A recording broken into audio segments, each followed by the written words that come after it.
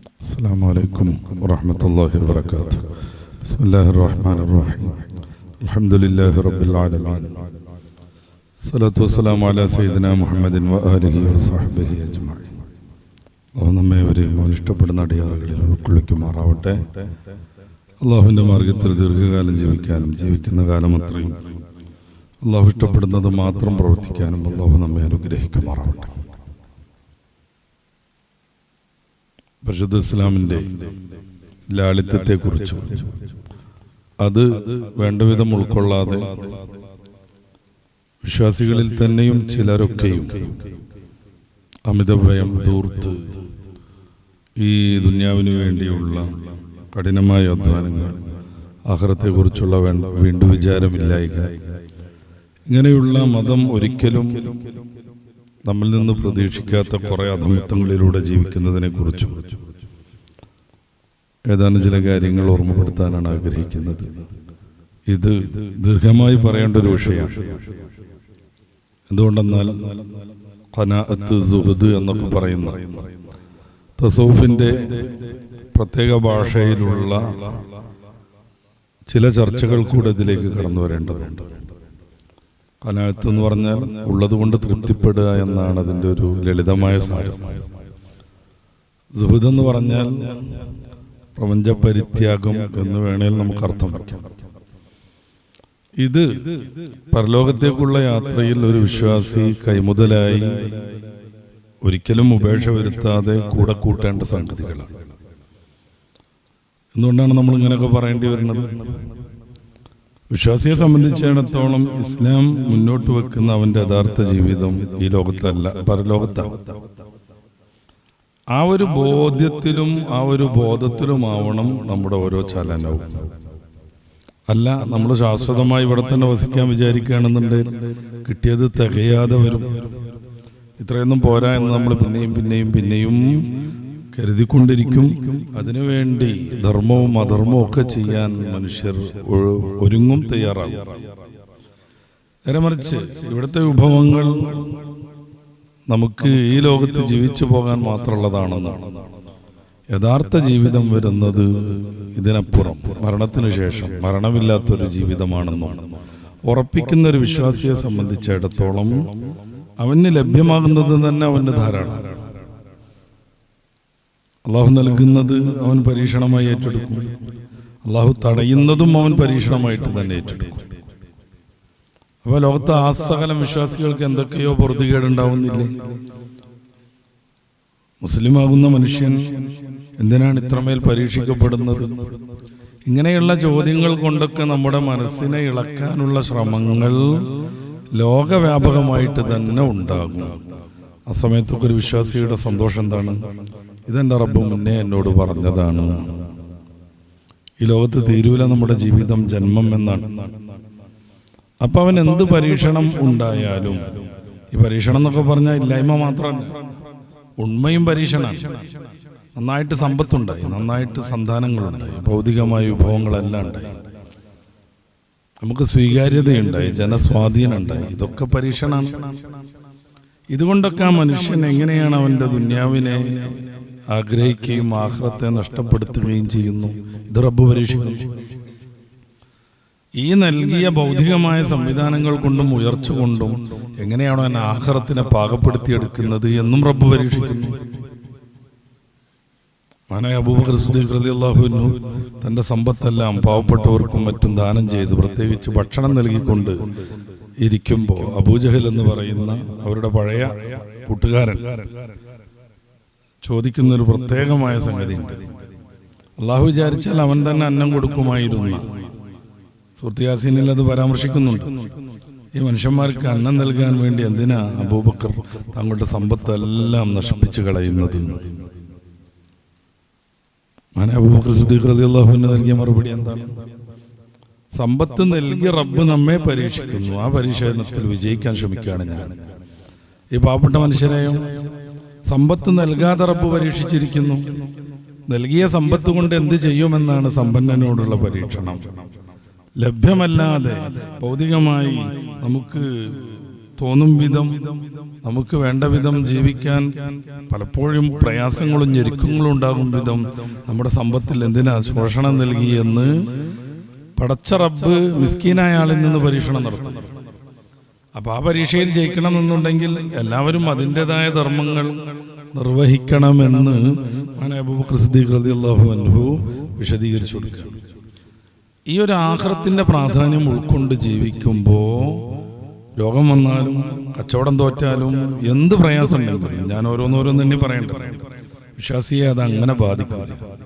അവൻ ആത്മഹത്യയിലേക്ക് പോകില്ല, അവൻ പൊറുതികേട് കാണിക്കില്ല, വല്ലാതെ അവൻ അക്രമം നടത്തൂല, ഭാര്യയെയും മക്കളെയൊക്കെ അധിക്ഷേപിക്കൂല, ചിലപ്പോ പീഡിപ്പിക്കൂല.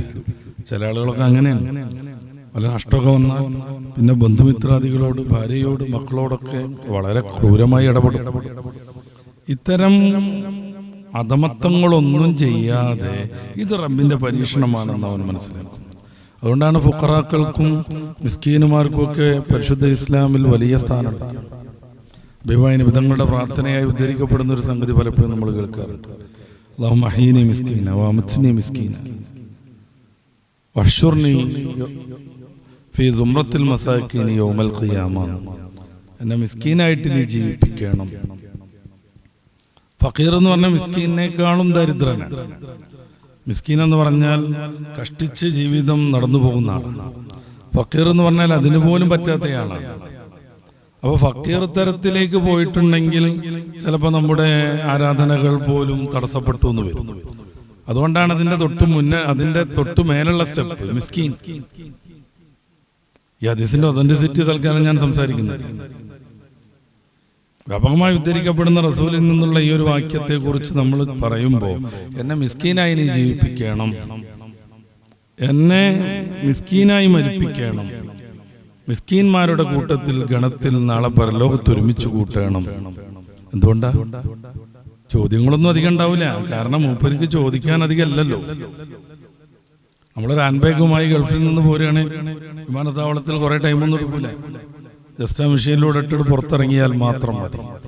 നേരെ മറിച്ച് നമ്മൾ ഗൾഫ് നിർത്തി പോരുകയാണ്, നമുക്ക് കിട്ടിയ വിഭവങ്ങളെല്ലാം സ്വരൂ കൂട്ടിയിട്ടുണ്ട്, 5-6 ബോക്സ് ഉണ്ട്, പിന്നെ ബാഗുകളുണ്ട്, വേറെ എന്തൊക്കെയോ സംഭവങ്ങളുണ്ട്. നമ്മളെ കാത്തു പുറത്ത് നിൽക്കുന്നവർ മുഷിഞ്ഞു പോകും. കാരണം ആ കസ്റ്റമേഴ്സിന്റെ പരിശോധനയൊക്കെ കഴിഞ്ഞ് പുറത്തിറങ്ങാൻ ടൈം എടുക്കും, ക്ഷീണം വരും, പലജാതി അനർത്ഥങ്ങളുണ്ടാകും. അപ്പൊ എന്നെ മിസ്കീനായിട്ട് നീ മരിപ്പിക്കണം, മിസ്കീനായിട്ട് ജീവിപ്പിക്കണം. എന്നാ വല്ലാത്ത ചോദ്യം ചെയ്യലൊന്നും വിധേയമല്ലാത്ത വിധം രക്ഷപ്പെടാൻ പറ്റും. അതുകൊണ്ടാണ് ഹബീബായ റസൂൽ സല്ലല്ലാഹു അലൈഹി വസല്ലം ഭൗതികമായി റബ്ബ് പരീക്ഷിക്കാൻ വിചാരിച്ച ഈ പാവപ്പെട്ട മിസ്കീന്മാരെയും ലൈഫായ ആളുകളെയും വലിയ സ്ഥാനം നൽകി ആദരിക്കുന്നത്. നിരവധി ഹദീസുകളുണ്ട്. ഞാൻ പറഞ്ഞല്ലോ, ഇത് വിസ്തരിച്ച് ചർച്ച ചെയ്യേണ്ടതാണെന്ന്. മഹാനായ ഹാരിസ് ബിൻ വഹബ് റളിയല്ലാഹു അൻഹു നിവേദനം ചെയ്യുന്നത് കാണാം. റസൂലുള്ളാഹി പറയുന്നതായി ഞാൻ കേട്ടു, അലാ ഖുബിറക്കും ബി അഹ്ലിൽ ജന്ന, സ്വർഗ്ഗക്കാരെ ഞാൻ പരിചയപ്പെടുത്തട്ടെയോ? റസൂൽ ചോദിക്കുകയാണ് സല്ലല്ലാഹു അലൈഹി വസല്ലം. അവർ പറഞ്ഞു അതേന്ന്. ആ സമയത്ത് അല്ലാഹുവിന്റെ റസൂൽ പറയുന്നു, കുല്ലു ലഈഫിൻ മുതളഇഫിൻ, സൗമ്യനും വിനയമുള്ള ആൾ. എല്ലാ ദുർബലരായ മനുഷ്യന്മാരും, പക്ഷെ അവർക്ക് നല്ല വിനയമുണ്ട്. ദുർബലരാണ് സൃഷ്ടിപരമായി, അല്ലെങ്കിൽ സാമ്പത്തികമായി, ആരോഗ്യപരമായി, പക്ഷെ നല്ല വിനയുണ്ട്. അള്ളാഹുവിന് ആണയിട്ടവർ വല്ല കാര്യവും പറഞ്ഞാൽ അള്ളാഹു അത് അങ്ങനെ തന്നെ നടപ്പിലാക്കും. അങ്ങനെ ചില സഹാബിവര്യന്മാരോട് അള്ളാഹുവിന്റെ റസൂൽ പറയുന്നുണ്ട്, അൻത മിൻഹും യാ ബർറാ, താങ്കൾ ആ ഗണത്തിൽപ്പെട്ടയാളാണ് ബർറാ ഇബ്നു മാലിക് എന്ന് മുത്ത് റസൂൽ വിശദീകരിക്കുന്നുണ്ട് ഒരു സഹാബിവര്യനോട്, അനസ് ബിൻ മാലിക് റളിയല്ലാഹു അൻഹുവിന്റെ സഹോദരനോട്. നീളം കുറഞ്ഞ ഒരാളായിരുന്നു, പാവായിരുന്നു, പ്രമുഖൻ എന്ന രീതിയിൽ എല്ലാ മുന്നിലും ഇല്ലാത്തയാളായിരുന്നു. പക്ഷെ ഓരോ ജിഹാദിലും കഠിനമായി അധ്വാനിച്ചു മഹാനുഭാവം. രക്തസാക്ഷിത്വം കുതിച്ചു. ചെറിയൊരാൾ, നീളം കുറഞ്ഞയാൾ. റസൂൽ ചില മഹാന്മാരെ പരിചയപ്പെടുത്തി സഹാബിവര്യന്മാർക്ക്. എന്നിട്ട് അവരുടെ വിശേഷണം പറയുന്നു, അള്ളാഹുവിന് ആണയിട്ട് അവരൊരു കാര്യം പറഞ്ഞാൽ അള്ളാഹു അത് നടപ്പിലാക്കിയിട്ടുണ്ടാകും. ഇത്രയും ഗുണങ്ങളൊക്കെ പറഞ്ഞതിന് ശേഷം മുത്ത് റസൂൽ പറയാണ്, അൻത മിൻഹും യാ ബർറാ, താങ്കൾ ആ ഗണത്തിൽപ്പെട്ട ആളാണ് കേട്ടോ ബർറാ ഇബ്നു മാലിക് എന്ന്. റളിയല്ലാഹു അൻഹു.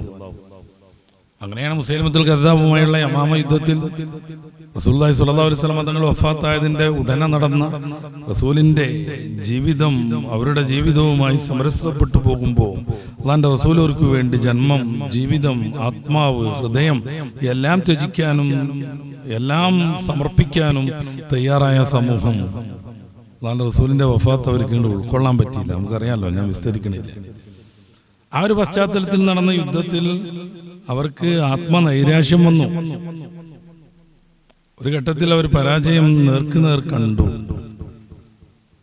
യുദ്ധനായകൻ ഖാലിദ് ബിൻ വലീദ് റളിയല്ലാഹു അൻഹുവിന്റെ ടെന്റ് പോലും ശത്രുക്കൾ കയ്യേറി. അദ്ദേഹത്തിന്റെ ഭാര്യയെ അറസ്റ്റ് ചെയ്തവർ. ഈ സമയത്താണ് ഖതീബുർ റസൂൽ, അല്ലാഹുവിന്റെ പ്രഭാഷകർ എന്ന പേരിൽ പ്രസിദ്ധനായ സാബിത്ത് ബിൻ ഖൈസ് റളിയല്ലാഹു അൻഹു ഒരു പാറപ്പുറത്ത് കയറിയിട്ട് ഗംഭീരമായ ഒരു പ്രഭാഷണം നടത്തുന്നത്. ഇങ്ങനെയായിരുന്നു ഹബീബോരുടെ കാലത്ത് മുത്തറസൂലിന് വേണ്ടി നമ്മൾ ധർമ്മസമരം നടത്തിയത്. ഇതായിരുന്നു അല്ലാഹുവിന്റെ റസൂൽ അവർ നമ്മിൽ നിന്ന് പ്രതീക്ഷിച്ചത്. പരിശുദ്ധ ദീൻ ഇவ்விധം കെട്ടിപ്പടുക്കാൻ അവിടുന്ന് സഹിച്ച ത്യാഗങ്ങൾ നമ്മൾ എന്തായി വിസ്മരിക്കുന്നു. സഹാബാക്കൾ ഊർജ്ജസ്വലരായി, ജാഗരൂകരായി. പിന്നെയും അവർ പോരാട്ടം നടത്തിക്കൊണ്ടിരുന്നു. പക്ഷെ മുസൈലിമ വിശാലമായൊരു കോട്ടയിൽ കയറി വാതിലടച്ചു അനുയായികളോടൊപ്പം. എന്നിട്ട് ചെറിയ പഴുതിലൂടെ സഹാബാക്കിറാമിന് നേരെ അമ്പയ്യും. അങ്ങോട്ട് തിരിച്ചുവിട്ടാൽ അത് അവിടെ എത്തില്ല. ചങ്ങലയുണ്ടാക്കി അതിൽ ഇരുമ്പിന്റെ കുളത്ത് വെച്ച് അത് തീയിൽ പഴുപ്പിച്ചവരാഞ്ഞു വീശും. കുറെ സഹാബിവര്യന്മാർ അതിൽ കുരുങ്ങും, പലർക്കും പൊള്ളലേൽക്കും. എന്ത് ചെയ്യാൻ പറ്റും? ഖാലിദ് ബിൻ വലീദ് വിനയാനിതം ചെന്നു. ബറാഅ ബിൻ മാലിക് തങ്ങളുടെ കൈ പിടിച്ചു. ഞങ്ങളോട് അല്ലാഹുവിന്റെ റസൂൽ ഒരു പറഞ്ഞൊരു ഹദീസ് ഓർക്കുകയാണ്. ചില അടിമകളുണ്ട്, പാവങ്ങൾ, അധികം രംഗത്ത് വരാത്ത ആളുകൾ, ദുർബലരെന്ന് സമൂഹം ധരിക്കുന്നവർ. ഒരാണയിട്ടൊരു കാര്യം പറഞ്ഞാൽ പടച്ച റബ്ബ് അത് അങ്ങനെ നടപ്പിലാക്കും. ഇക്കാര്യം പരിചയപ്പെടുത്തിയിട്ട് അങ്ങേ ചൂണ്ടി അല്ലാഹുവിന്റെ റസൂൽ ഒരു പറഞ്ഞു തോർക്കുന്നു, അൻത മിൻഹും യാ ബറാഅ്, താങ്കൾ ആ ഗണത്തിൽ പെടുന്നുവെന്ന്. ഈ ഒരു പ്രത്യേകമായ യുദ്ധ സന്ദർഭത്തിൽ അങ്ങ് റബ്ബിനോടൊന്ന് പ്രാർത്ഥന നടത്തണം. മനസ്സിലാക്കുന്ന ആളുകൾ ഇത്ര മഹാന്മാരെ മനസ്സിലാക്കും, അവർ രംഗത്തുണ്ടാവില്ല. ഖാലിദ് ബിൻ വലീദ് തങ്ങൾ മനസ്സിലാക്കി, സഹാബിവര്യന്മാർ മനസ്സിലാക്കി. അതുകൊണ്ട് ഏറ്റവും സങ്കീർണമായ ഘട്ടത്തിൽ പ്രാർത്ഥനയ്ക്ക് വേണ്ടി ബറാഅ ബിൻ മാലിക് തങ്ങളുടെ കൈപിടിച്ചു അവർ. ചരിത്രത്തിന്റെ പിൽക്കാലം കൂടെ ശ്രദ്ധിക്കണം നമ്മൾ. ഈ ബറാഅ ബിൻ മാലിക് തങ്ങളെ കൊണ്ട് യുദ്ധം വിജയിച്ചു. ഞാനത് വിശദീകരിക്കുന്നില്ല. അപ്പൊ ഫക്കീറായിരിക്കും, മിസ്കീനായിരിക്കും, തിളങ്ങണമെന്ന് വിചാരം ഉണ്ടാവില്ല. അതുകൊണ്ടാണ് മുത്തളഇഫ്, ആള് സ്വയമേവ വിനയം കൊണ്ടു നടക്കുന്നയാളാണ്. എന്തെങ്കിലും ഒരു ചെറിയ സംഭവം ഉണ്ടാകുമ്പോഴേക്കും ഞാൻ കൊള്ളാന്ന് വിചാരിക്കണില്ല എന്ന്. അങ്ങനത്തെ അഹങ്കാരികളെയും പ്രമാണങ്ങൾ പരിചയപ്പെടുത്തുന്നുണ്ട് ഖുർആൻ വലീദ് ഇബ്നുൽ മുഗീറയെ കുറിച്ച്. ബനീന ശുഹൂദ, ആളുടെ പ്രത്യേകത ഉണ്ടെന്നിടത്ത് ഖുർആൻ പറയുന്നുണ്ട്. അദ്ദേഹത്തിന് ചുറ്റുഭാഗത്തും എപ്പോഴും എന്തിനും പോന്ന 10 മക്കളുണ്ടായിരുന്നു. ഒരു പിതാവിനെ സംബന്ധിച്ചിടത്തോളം ആരോഗ്യ ദൃഢഗാത്രരായ, അന്നത്തെ എല്ലാ ഫിസിക്കൽ ട്രെയിനിങ്ങും നേടിയ, ആരെന്ന് ചോദിച്ചാൽ ഞാനെന്ന് പറയാൻ തൻ്റെ ഇടവും ധൈര്യമുള്ള, ആരും ഞെട്ടിവിറക്കും വിധത്തിലുള്ള 10 മക്കളൊപ്പം സഞ്ചരിക്കുക എന്ന് പറഞ്ഞാൽ വല്ലാതെ അഹങ്കരിച്ചു ആ ഒരു വിഷയത്തിൽ. പടച്ച റബ്ബ് അതിൽപ്പെട്ട ഒരാളെ തന്നെ ദീനിലേക്ക് കൊണ്ടുവന്ന് പരിശുദ്ധ ദീനിനെ ശക്തിപ്പെടുത്തി. അതാണ് ഖാലിദ് ബിൻ വലീദ് റളിയല്ലാഹു അൻഹു. ആളെ യുദ്ധത്തിന് ഇറങ്ങിയാൽ പിന്നെ തോക്കൂല എന്ന് റസൂൽ പ്രഖ്യാപിച്ചു.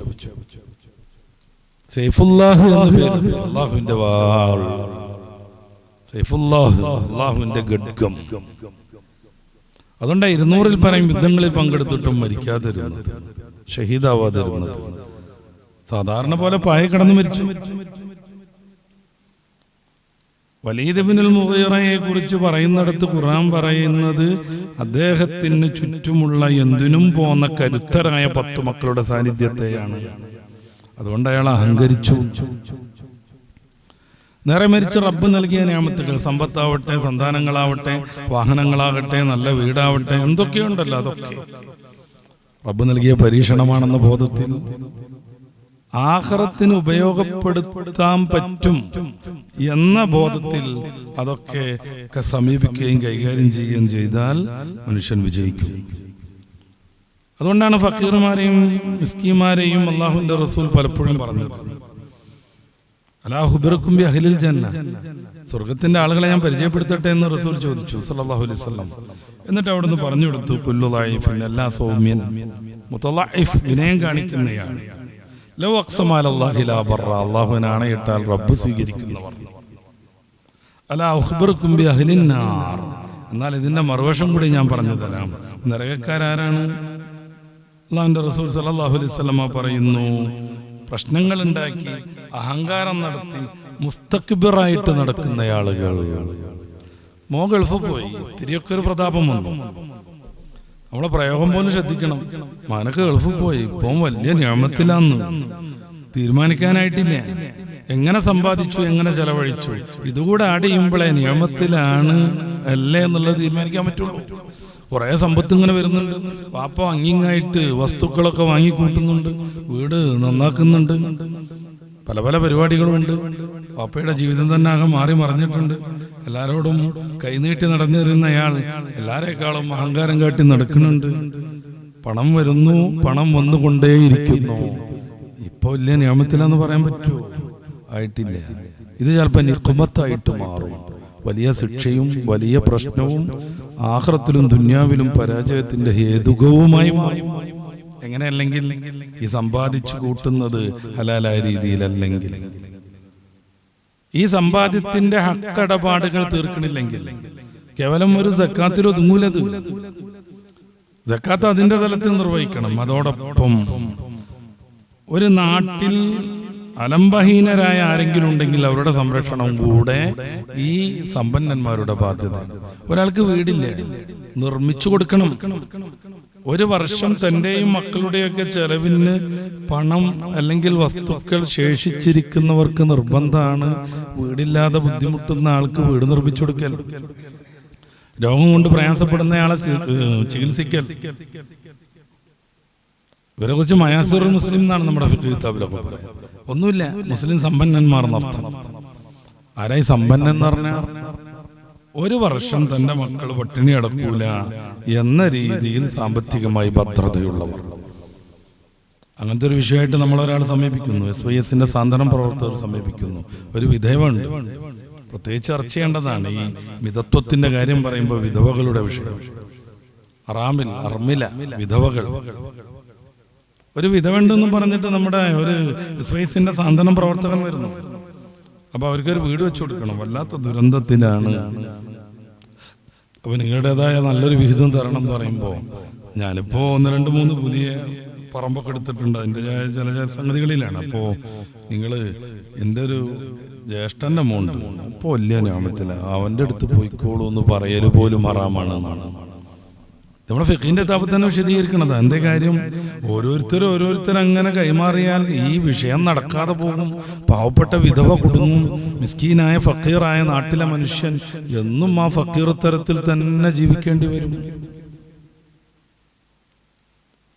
അപ്പൊ ഈ ഫക്കീറാവുക മിസ്കീനാവുക എന്നൊക്കെ പറഞ്ഞാൽ അത് വേണ്ട വിധം ഉൾക്കൊണ്ട് ക്ഷമാപൂർവം ജീവിക്കുകയാണെങ്കിൽ അവർ സ്വർഗത്തിലേക്ക് പോകാനുള്ളവരാണെന്ന് മുഹമ്മദ് റസൂൽ സല്ലല്ലാഹു അലൈഹി വസല്ലം. നേരെമറിച്ച് കിട്ടിയതിൽ അഹങ്കരിച്ചിട്ട് ഞാനെന്ന മഹാൻ എന്നുള്ള രീതിയിൽ ജീവിക്കുകയാണെങ്കിലോ നരകക്കാരെയായിട്ടാണ് അവരെ പരിചയപ്പെടുത്തുന്നത്. ഈ ഫക്കീറമാരെയും മിസ്കീന്മാരെയും കുറിച്ച് അള്ളാന്റെ റസൂൽ ഒരു ധാരാളം പറഞ്ഞു. ഇപ്പൊ അങ്ങനത്തെ ചില സംഘടനകളൊക്കെ അല്ലേ, ഞങ്ങൾ വല്യുപ്പകളാണെന്ന് പറയുന്നത്, ഇസ്ലാമിന്റെ ഒക്കെ മേക്കെട്ട് കയറാൻ വേണ്ടിയിട്ടല്ലോ അതങ്ങനെ ഇങ്ങനെ എന്നൊക്കെ പറയുന്ന ആളുകൾ. നല്ലവണ്ണം മതം പഠിക്കണം. ചില ആളുകളൊക്കെ ഉണ്ടല്ലോ പരിധി വിട്ടിട്ട്. മിതത്വം വളരെ സംഭവമാണെന്നും എല്ലായിടത്തും പൊതുജീവിതത്തിലും മൊത്തം. ഞാൻ പിന്നെ അത് പറയേണ്ടി വരികയാണ്. മിതത്വം, അമിതമായി ഒന്നും ചെയ്യാൻ പാടില്ല, എന്നാലോ നിഷ്ക്രിയരാവാനും പാടില്ല. നമ്മുടെ ഏത് കാര്യങ്ങൾ ആലോചിച്ച് ഒരു ഉറക്ക് ആരോഗ്യപരമായി ആവശ്യമുള്ള ഒരു സംഗതിയാണ്. പക്ഷെ അത് അമിതമായി ചെയ്താലോ, തീരെ ചെയ്യാണ്ടിരുന്നാലോ, രണ്ടും ദോഷമാണ്. മിതമായ രീതിയിൽ നിർവഹിക്കപ്പെടണം. ഭക്ഷണം ആവശ്യമാണ്, പോഷകങ്ങൾ നമുക്ക് വേണം. വ്യത്യസ്തങ്ങളായ പോഷകങ്ങളും കിട്ടും. അതുകൊണ്ട് തന്നെ മക്കളെയൊക്കെ ചെറുപ്പം മുതൽ പരിശീലിപ്പിക്കേണ്ടത് ഇന്നതെനിക്ക് പറ്റൂല, എന്നതേ പറ്റൂ എന്നുള്ള രീതിയിലാവരുത്. നല്ല ശ്രദ്ധിക്കണം. രക്ഷിതാക്കളാണല്ലോ ഈ സദസ്സിലുള്ളവർ മൊത്തം. മോന് ചെറുപയർ പറ്റൂല, എന്തുകൊണ്ട് പറ്റൂല എന്ന് ചോദിക്കണം. ഒന്നുമല്ല പറ്റൂല, എന്നാൽ ഇന്നു മുതൽ പറ്റിയിരിക്കണം എന്ന് പറയണം. മോന് മത്സ്യം പറ്റൂല, പ്രത്യേകിച്ച് ചെറിയ ടൈപ്പ് സാധനങ്ങൾ, മത്തി, നെത്തോലി, നെറ്റൽ, വത്തൽ, ഇതൊന്നും പറ്റൂല. എന്തുകൊണ്ട്? അല്ല പറ്റൂല തന്നെ, എന്നാ പറ്റണം എന്ന് പറയണം. നമ്മൾ ആലോചിച്ച് നോക്ക്, കുട്ടിയുടെ തലച്ചോറ് വികസിക്കാൻ ഏറ്റവും കൂടുതൽ ആവശ്യമാണ് ഒമേഗ 3 ഫാറ്റി ആസിഡ്. അത് ഏറ്റവും കൂടുതലുള്ളത് പ്രകൃതി ഇങ്ങനെ അത് കുഴച്ചുണ്ടാക്കിയതാണ് നമ്മുടെ മത്തിനൊക്കെ. ചെറിയ ചെറിയ മത്സ്യങ്ങൾ പ്രത്യേകിച്ചു. ചക്ക പറ്റൂല, പറ്റണം. പ്രത്യേകിച്ച് സീസൺ ഫ്രൂട്ട്സുകൾ. ഇപ്പൊ കോമാങ്ങക്കാലത്ത് നമ്മുടെ നാട്ടിലുണ്ടാകുന്ന കോമാങ്ങ, അത് ആ നാട്ടിൽ ഏറ്റവും സൂട്ടബിളായ സന്ദർഭത്തിൽ പടച്ച റബ്ബ് അതിനെ പുഷ്പിക്കുന്നു, കായ്ക്കുന്നു, പഴുക്കുന്നു. അസമയത്ത് അത് ഉപയോഗിക്കൽ എന്ന് പറഞ്ഞാൽ അവിടെയുള്ളവർക്ക് ഏറ്റവും ആരോഗ്യപ്രദമാണ്. ഞാനിനി ഓരോന്നും വിശദീകരിക്കണില്ല. എവിടുന്നൊക്കെയോ കെമിക്കലൊക്കെ ചേർത്ത് കാർബൺ ഇട്ട് പഴുപ്പിച്ച് മാങ്ങ വന്നാൽ അത് പറ്റും. നമ്മുടെ നാട്ടിലുള്ള മൂവാണ്ടൻ നാടനല്ല, അതിനെന്ത് ഗുണമുള്ളത്? അല്ലെങ്കിൽ അതെങ്ങനെയെന്ന് വിചാരിക്കുക. മക്കളെയും നമ്മുടെ വീടുമായി നമുക്ക് ബന്ധമുള്ള ആരൊക്കെ ഉണ്ടോ, വിദ്യാർത്ഥികളടക്കം, ഹലാലായത് മിതമായ രീതിയിൽ കഴിക്കാൻ പ്രത്യേകം നമ്മൾ നിർബന്ധിപ്പിക്കണം. അത് പരിശീലിപ്പിച്ചു കൊണ്ടുവരണം. പരിശീലിപ്പിക്കാത്തതുകൊണ്ടാണല്ലോ പ്രശ്നം. പരിശീലനം വന്നു കഴിഞ്ഞാൽ ഈ വിരുദ്ധാഹാരങ്ങളൊന്നുമില്ലല്ലോ. ഇപ്പൊ നമ്മൾ ഈ ആയുർവേദ പുസ്തകങ്ങളൊക്കെ വായിച്ചു നോക്കൂ, പാൽ ടൈപ്പുകളും മത്സ്യവും കൂടിയും ചേർത്താൽ വിരുദ്ധാഹാരം, കൈവിഷം എന്നൊക്കെയാണ് അവർ പറയാം. പക്ഷേ പഞ്ചാബിലും ബംഗാളിലും മത്സ്യവും തൈരും ചേർത്തിട്ടുള്ള പ്രത്യേകമായൊരു വിഭവമുണ്ട്. അത് അവരുടെ ഏറ്റവും ആരോഗ്യപൂർണ്ണം. എന്തുകൊണ്ടാണ്? അതുകൊണ്ടാണ് കോട്ടക്കൽ ആയുർവേദശാലക്കാർ ഇറക്കിയ ഒരു പുസ്തകമുണ്ട്, വലിയ തടിച്ചത്. അതിൽ വിരുദ്ധാഹാരങ്ങളെ കുറിച്ച് പറയുന്നിടത്ത് ലാസ്റ്റ് പറയുന്നുണ്ട്, ഇത് പരിചയമില്ലാത്ത ആളുകൾക്കാണ് വിരുദ്ധാവല്. അതേ പദല്ല, അതിന്റെ ആശയത. ഇപ്പൊ നമ്മുടെ നാട്ടിൽ കുഴിമന്തിയൊക്കെ ശീലായില്ലേ? അറേബ്യൻ ഫുഡാണല്ലോ അത്. അതിലൊക്കെ ജിഹാദ് കാണുന്നവരില്ലേ? ഫുഡ് ജിഹാദ്. അറേബ്യൻ വിഭവങ്ങൾ കൊണ്ടുവന്ന് നമ്മുടെ നാട്ടിൽ ഫുഡ് ജിഹാദ് നടത്തുക. ഈ മനുഷ്യന്മാർക്ക് അള്ളാഹു നൽകുന്ന ബുദ്ധി എവിടെ പോണതാണ്? പോയി കഴിക്കാതിരുന്ന പോരെ, പിന്നെ ഇങ്ങനെ ജിഹാദ് അടിച്ചേൽപ്പിക്കോ? കുഴിമന്തി നിർമ്മിച്ച ഒരു കടക്കാരൻ പുറകെ നടന്ന് തിന്നടാ അത് ജിഹാദാന്ന് പറഞ്ഞിട്ട് എവിടെങ്കിലും കൊടുക്കുമോ? ആലോചിച്ച് നോക്കി നിങ്ങള്. അങ്ങോട്ട് പോവണ്ടെന്ന് തീരുമാനിച്ചാൽ നമ്മുടെ നാട്ടിനത് യോജിക്കൂല. പക്ഷെ 1, 2 ശാസ്ത്രീയമായി പറഞ്ഞ 3-ാം തലമുറ എത്തുമ്പോഴേക്ക് ആ ഫുഡ് പരിശീലിക്കപ്പെടും. ചെറിയ കാര്യങ്ങളൊന്നുമല്ല ഇങ്ങനെ ഈ തലമുറകൾ കൈമാറപ്പെടുക. നമ്മൾ മുണ്ടെടുക്കുന്ന രീതി പോലും മക്കളിലേക്ക് എത്തും. അതാ രസം. മുണ്ടഴിഞ്ഞാതിരിക്കാൻ വേണ്ടി ബാക്കിൽ കെട്ടിട്ടിരിക്കുന്ന ഒരു കാരണവരാണ് സങ്കല്പിക്കുക.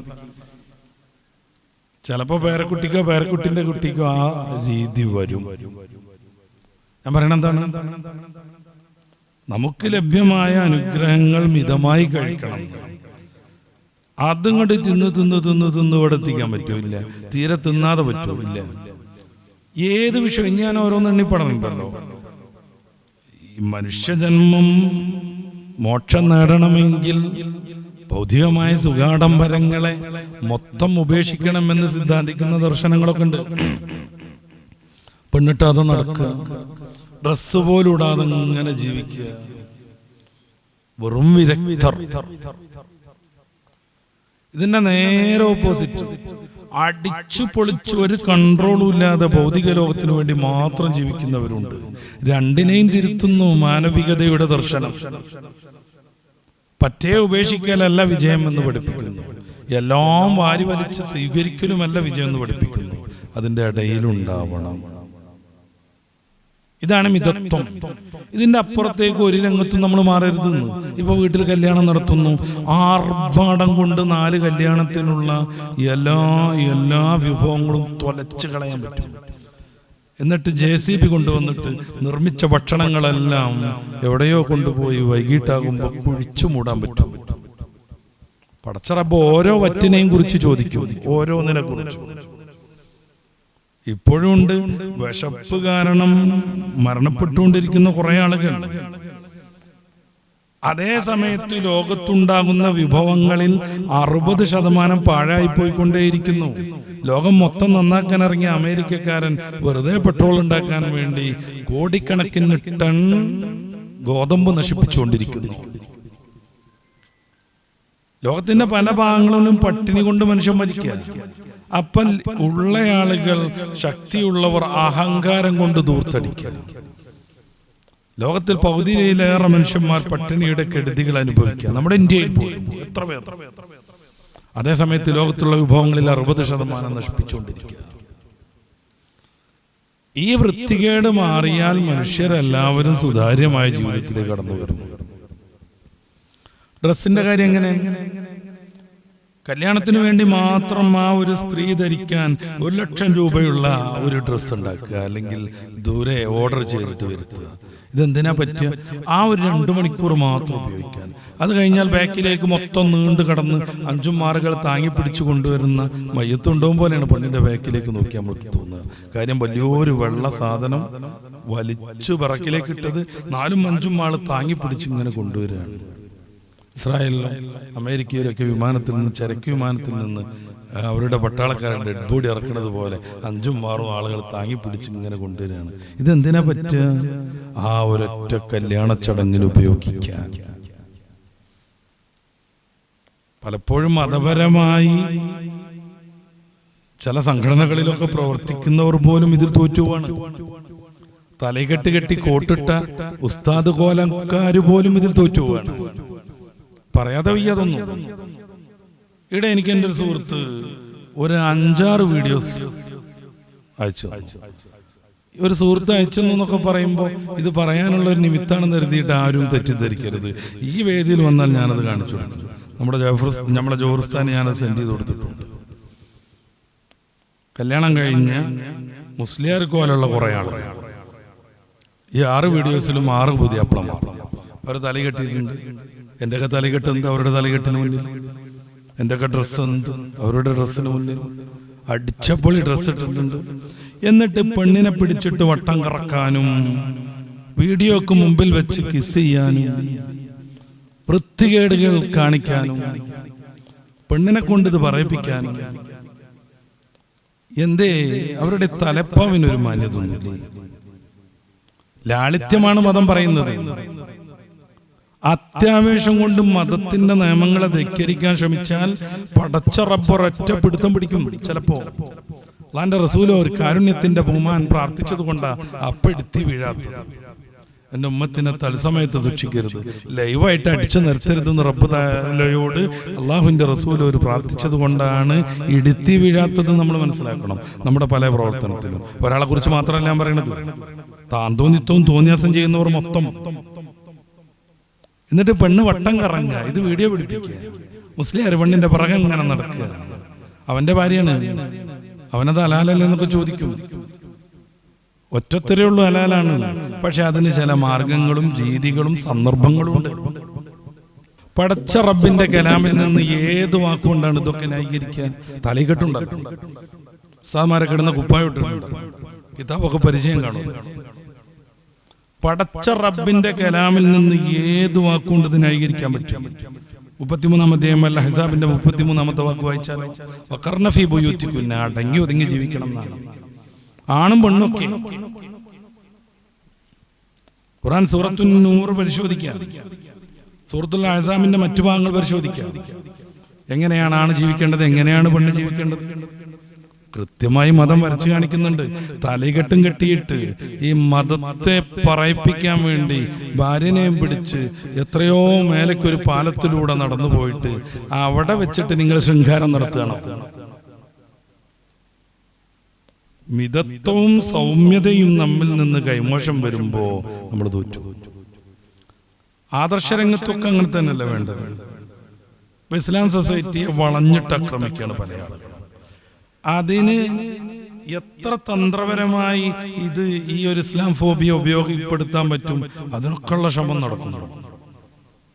അവിടെ എന്താ ഒരു പക്വമായി ചിന്തിക്കേണ്ട എല്ലാവരും. പക്വമായി ചിന്തിക്കണ്ടേ? ഇന്നലെങ്ങാണ്ട് മീഡിയ വൺ എന്ന് പറയുന്ന ഒരു ചാനലിൽ നടന്നൊരു ചർച്ച നിങ്ങൾ ശ്രദ്ധിച്ചിട്ടുണ്ടാവും. ഏതോ ഒരു മുന്നണി, ഇടതുപക്ഷ മുന്നണി, അവരുടെ തെരഞ്ഞെടുപ്പ് പരസ്യമായിട്ട് അവരല്ലാതെ മറ്റാരുണ്ട് എന്ന് പറയുന്ന ഒരു പരസ്യം കൊടുത്തിട്ടുണ്ട്. അതിന്റെ എതിർപക്ഷത്തിന് അവരുടേതായ പരസ്യവാചകങ്ങളും അതൊക്കെ അതിന്റെ തലത്തിൽ നടക്കണം. ഇതേക്കുറിച്ചുള്ള ചർച്ച നടത്തുമ്പോൾ ഈ പറഞ്ഞ ചാനലിൽ ഇരുന്നിട്ട് ഒരുത്തം പറയുന്നത് എന്താണ്? ഇതൊരു ഫാഷിസ്റ്റ് മനോഭാവമുള്ള പ്രയോഗമാണ്, അവരെ ഉള്ളൂ എന്ന് പറയുന്നത്. എന്നിട്ട് പറയണം, അവരെ തന്നെ ഉദ്ധരിച്ചിട്ട് അയാൾ പറയാണ്, എന്നുവെച്ചാൽ ഒരു ഫാസിസ്റ്റ് രീതിയുള്ള ഒരു സമീപനമാണിത്. എന്നിട്ട് അയാൾ അതിനെ സമീകരിക്കുന്ന ഒരു സംഗതി ഉണ്ട്.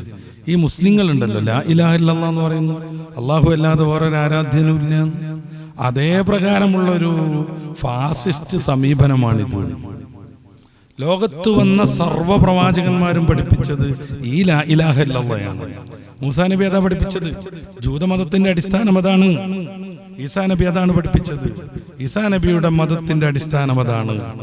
എന്താണ് ഏറ്റവും പ്രധാനപ്പെട്ടത് എന്ന് ഈസാ അലൈഹി സ്വലാത്തു വസ്സലാം പഠിപ്പിക്കുന്നത് ബൈബിളിൽ മാർക്കോസിന്റെ സുവിശേഷം 12-ാം അധ്യായത്തിന്റെ 29-ാമത്തെ വാക്യത്തിൽ നമുക്ക് കാണാൻ പറ്റും. ഒരു ജൂതൻ വന്ന് ചോദിക്കുകയാണ്, ഏറ്റവും പ്രധാനപ്പെട്ടത് ഏതാണ്? അദ്ദേഹം പറഞ്ഞു കൊടുക്കുന്നു, ഇസ്രായേലെ കേൾക്ക, ഏറ്റവും പ്രധാനപ്പെട്ടത് എന്തെന്നാൽ നമ്മുടെ കർത്താവ് ഏക കർത്താവ്, അവനെ മാത്രമേ ആരാധിക്കാവൂ. യേശുവിനെ പരീക്ഷിക്കാൻ വേണ്ടിയിട്ട് സാത്താൻ മലയുടെ മുകളിലേക്ക് കൊണ്ടുപോയി 40 ദിവസം പരീക്ഷിച്ചു. അനന്തരം സാത്താനും യേശുവും നടത്തുന്ന ചില സംസാരങ്ങൾ മത്തായിയുടെ സുവിശേഷം 4-ാം അധ്യായത്തിൽ കാണാം. അതിന്റെ 10-ാമത്തെ വാക്യം എന്താണ്?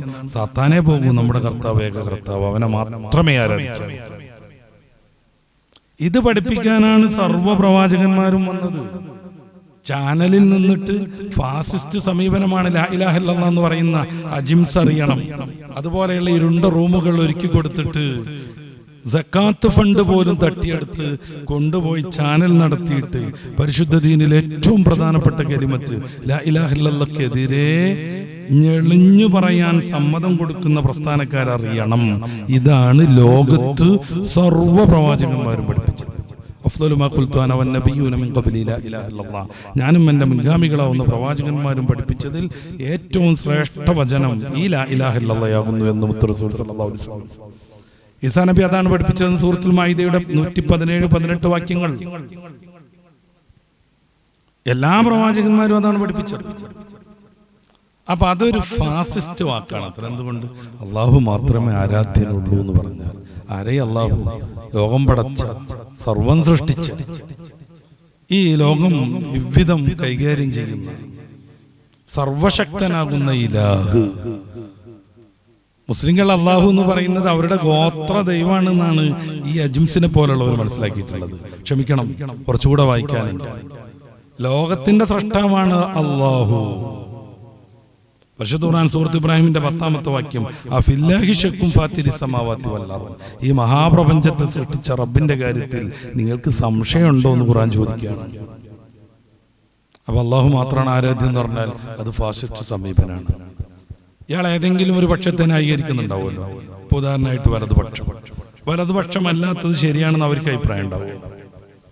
അല്ലെങ്കിൽ അതിന്റെ പ്രതിപക്ഷം ഇടതുപക്ഷം. നമ്മുടെ കേരള സാഹചര്യത്തിൽ അവർക്ക് വലതുപക്ഷവും ശരിയാണ്, ഇടതുപക്ഷവും ശരിയാണെന്ന് അഭിപ്രായം ഉണ്ടാവും?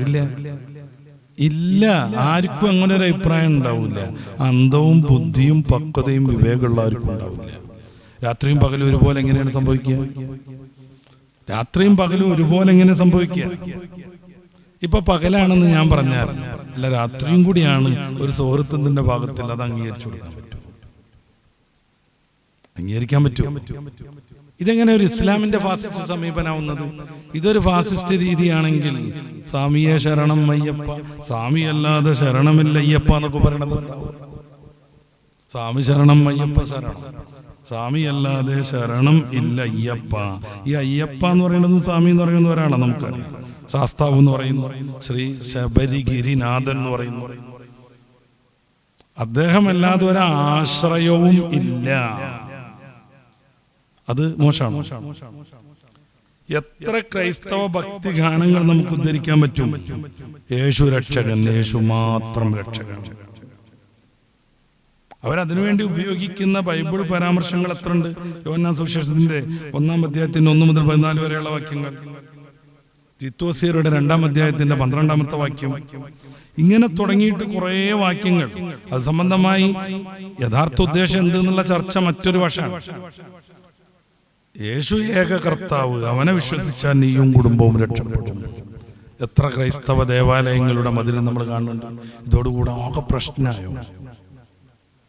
നമ്മൾ വെറുതെ സമൂഹത്തെ അങ്ങോട്ടും ഇങ്ങോട്ടും തല്ലിപ്പിച്ച് ഭിന്നിപ്പിച്ച് ലോകത്തിന്റെ നിലനിൽപ്പിനെ നമ്മൾ നശിപ്പിച്ചു കളയും. മിതത്വം വേണം എല്ലായിടത്തും. വിമർശനാവാം, പക്ഷെ മിതമായ രീതിയിലാവണം. LDF-കാർ ഉന്നയിച്ച പരസ്യം മോശമാണെന്നുണ്ടെങ്കിൽ അയാൾക്ക് അയാളുടെ അഭിപ്രായം പറയാം.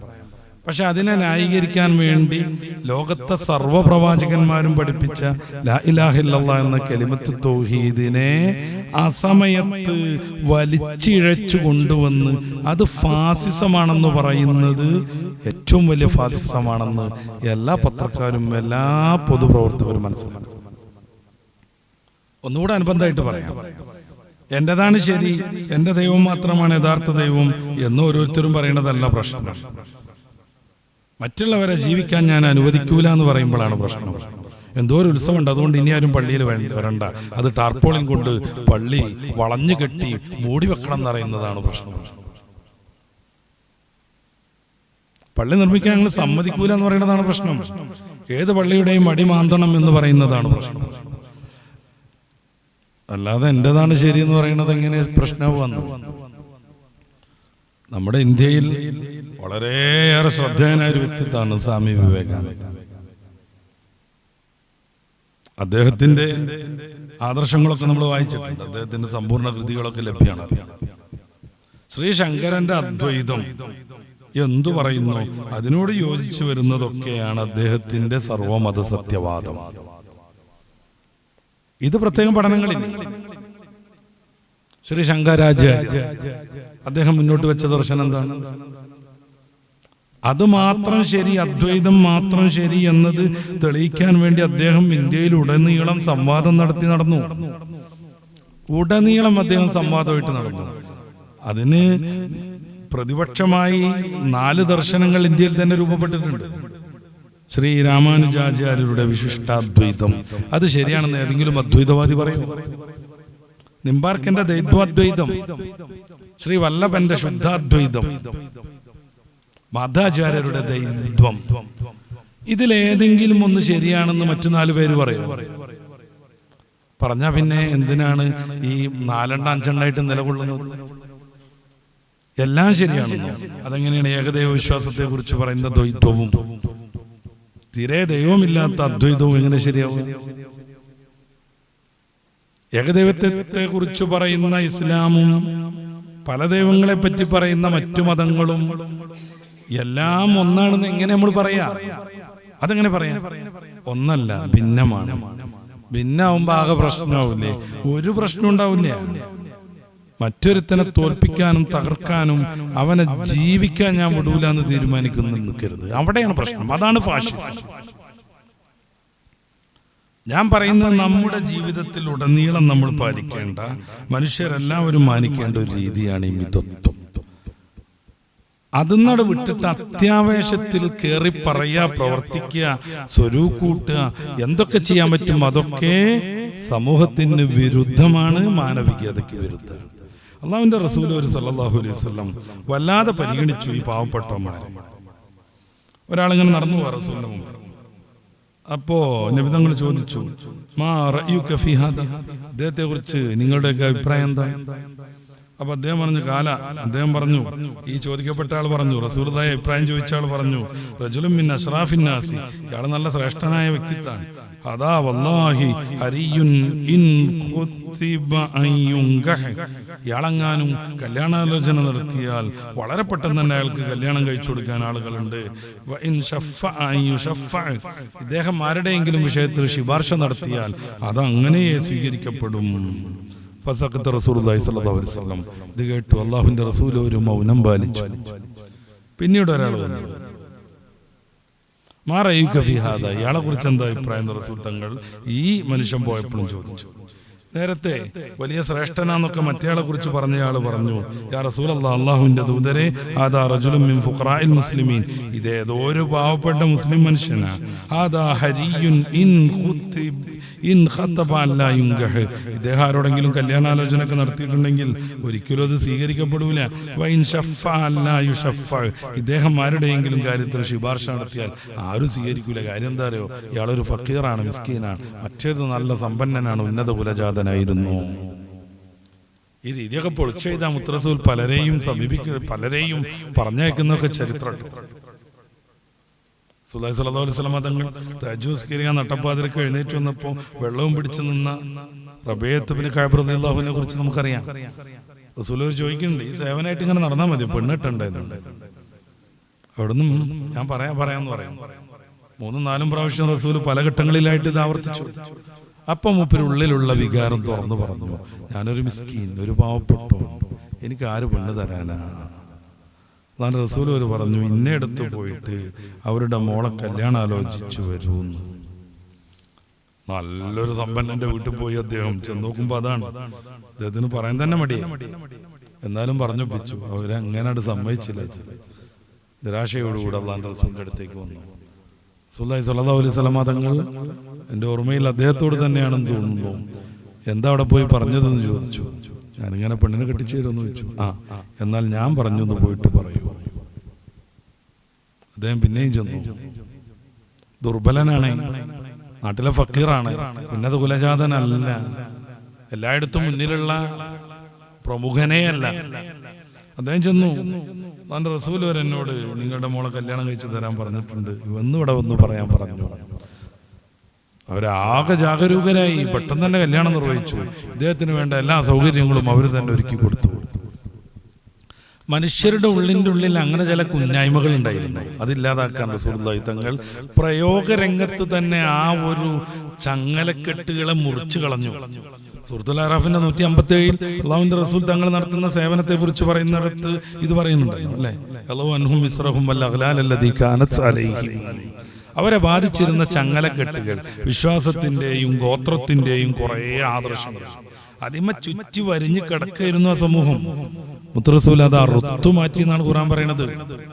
സയ്യിദ് റളിയല്ലാഹു അൻഹു അങ്ങനെ കല്യാണത്തിന് വിട്ടിട്ടുണ്ട് മുത്തറസൂൽ സല്ലല്ലാഹു അലൈഹി വസല്ലം. നീഗ്രോയായിരുന്നു, കറുത്ത മനുഷ്യനായിരുന്നു, ആരൊന്നും അങ്ങനെ പരിഗണിക്കൂലായിരുന്നു ആദ്യഘട്ടത്തിൽ. പലരെയും അള്ളാഹുവിന്റെ റസൂൽ മുഖത്ത് നോക്കി ശകാരിച്ചിട്ടുണ്ട്, തിരുത്തിയിട്ടുണ്ട്. ദോസിന്റെ നായകൻ ഉദാഹരണം അബൂദർറുൽ ഗിഫാരി റളിയല്ലാഹു അൻഹു. അബദ്ധവശാൽ അദ്ദേഹം പറഞ്ഞു, കറുത്ത പെണ്ണിന്റെ പുത്രൻ എന്നോട് ഇങ്ങനെ പറഞ്ഞു എന്ന് ബിലാൽ ഇബ്നു റബാഹിനെ കുറിച്ച്. അല്ലാഹുവിന്റെ റസൂൽ ഒരിക്കലും വല്ലാത്ത സങ്കടം. കറുത്ത പെണ്ണിന്റെ പുത്രൻ വസ്തുതയാണത്, അതിൽ തെറ്റൊന്നുമില്ല. ബിലാൽ റളിയല്ലാഹു അൻഹു നീഗ്രോ വംശജനാണ്. അല്ലാഹുവിന്റെ റസൂൽ വളരെ ഗൗരവത്തിൽ മുഖം തുടുത്ത് ദേഷ്യം കൊണ്ട് ഇങ്ങനെ വറവറച്ചിട്ട് സമൂഹത്തിനും ലോകത്തിനും മൊത്തം പാഠമാവാൻ വേണ്ടി അവിടെ ഉന്നയിച്ചൊരു ഒരു പ്രധാനപ്പെട്ട ആശയമുണ്ട്. ഇപ്പോഴും പഴയകാല അന്ധകാരവും അജ്ഞാനവും അങ്ങയുടെ ഹൃദയത്തിൽ നിറഞ്ഞു കിടപ്പാണല്ലോ എന്ന്. വിജ്ഞാനമില്ലാത്തവനെ അങ്ങനെ ആക്ഷേപിക്കുള്ള മനുഷ്യനെ ഈ ആധുനിക ലോകത്തും മൊത്തം മര്യാദ പഠിപ്പിക്കാൻ നടക്കുന്ന അമേരിക്കയിലൊക്കെ ഇപ്പോഴും ജാതി അല്ലെങ്കിൽ നിറത്തിന്റെ പേരിലുള്ള സംഘർഷങ്ങൾ വ്യാപകമായി നടക്കുന്നുണ്ട്. വലിയ പ്രക്ഷോഭങ്ങൾ ഉണ്ടായിരുന്ന 1 വർഷം മുന്നേ വെള്ളക്കാരനാവുന്ന ഒരു പോലീസുകാരൻ കറുപ്പനാവുന്ന ഒരു സാധു മനുഷ്യന്റെ കഴുത്തിൽ മുട്ടുകാലുകൊണ്ട് ഞെക്കിക്കൊന്നതിനെ തുടർന്ന് ഇപ്പോഴും നമ്മുടെ ഇന്ത്യയിൽ ജാതീയത എപ്പോഴും ഇല്ലേ? പാവപ്പെട്ട ആളുകളെ, കറുത്ത ആളുകളൊക്കെ അവഗണിക്കുന്ന രീതി ഇപ്പോഴും ഇല്ലേ?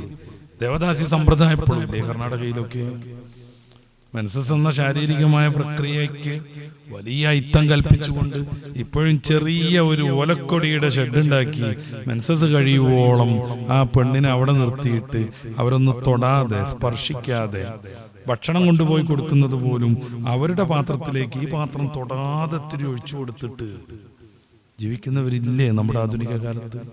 അതിനെ വിമോചിപ്പിക്കാൻ വേണ്ടി കർണാടകയിൽ സാമൂഹിക പ്രവർത്തകരും സംഘാടകരുമില്ലേ? നമ്മളെവിടെ പുരോഗമിച്ചേ? 1500 വർഷം മുന്നേ മുത്തറസൂൽ ഇങ്ങനെയുള്ള ചില ചിന്തകളെ പിഴുതു കളയാൻ വേണ്ടിയിട്ടാണ് ആ സാസിൽ വെച്ച് സൗമ്യതയുടെ പര്യായമാവുന്ന ഹബീബായ നബി തങ്ങൾ വളരെ ദേഷ്യത്തിൽ, വളരെ ഗൗരവത്തിൽ ഇന്നക്കംറും ഫീക്കൽ ജാഹിലിയ യാ ബദർ എന്ന് പറയുന്നത്.